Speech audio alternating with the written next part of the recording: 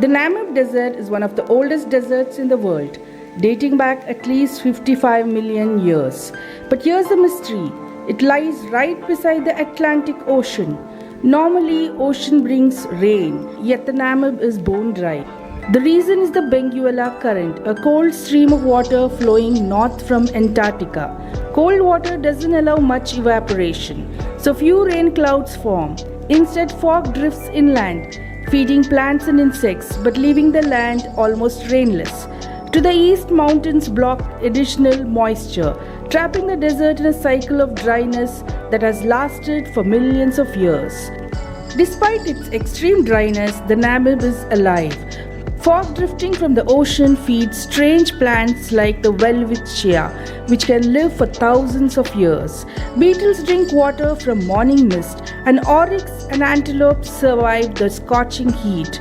Here life has learned to bend but not break.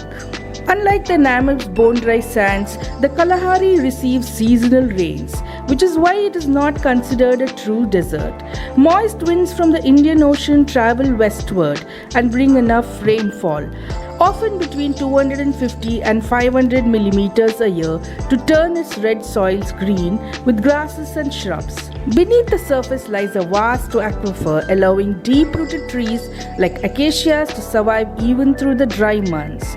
The sandy soil of the Kalahari drains water quickly, so despite receiving seasonal rains, little moisture remains near the surface, making it hard for plants and grasses to survive for long. This combination of sandy soil, seasonal rain, and hidden groundwater creates a semi-arid savanna rather than a barren desert, and that's why the Kalahari can support such rich wildlife, from elephants and giraffe to lions, cheetahs, and entire colonies of meerkats. The Namib and the Kalahari may be neighbors, but they couldn't be more different.